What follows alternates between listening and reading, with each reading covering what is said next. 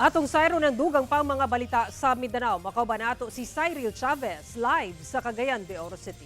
Cyril. Salamat, Sara. Patay ang usa ka 8 anyos nga batang lalaki nga pasahero ug samdan ang laing anaa sa 14 ka mga pasahero. Human nagsungag ang 2 ka mga pampasaherong bus sa Malungon, Sarangani. Overspeeding o sa gitudlong hinungdan sa disgrasya. Nakatutok si Efren Mamak.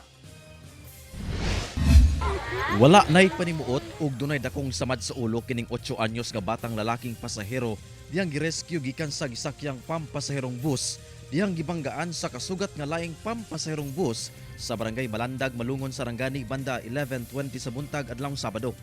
Ang maong biktima kinsa residente sa Malalag, Davao del Sur ang gideklarang dead on arrival sa ospital.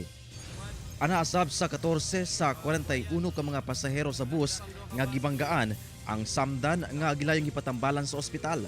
Hinuon ana kini sa maayong kahimtang. Samtang walay samdan sa 37 ka mga pasahero sa nakabangga nga bus, lakip ang 56 anyos nga driver niini.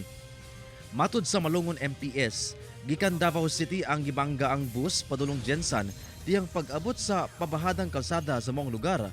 Daw naharos ang tunga-tungang bahin sa moong bus human gibanggaan sa kasugat nga bus. Overspeeding ang usa sa gilantaw nga hinungdan. Overspeeding yun to nga hindi niya na-control na maabot niya tong bus nga pababa. May istorya pa nga nagawas nga accordingly hindi niya daw nakita. So ibig sabihin pag manggampal siya nga hindi niya nakita, ibig sabihin pas-pas siya. Gikustodiya una sa kapulisan ang 2 ka driver sa moong mga bus alang sa settlement. Ginakuwaan pa kini og pahayag. Ginasuwayan pa sab nga makuhaan og pahayag ang mga biktima lakip na ang kabanay sa namatay nga batang pasahero.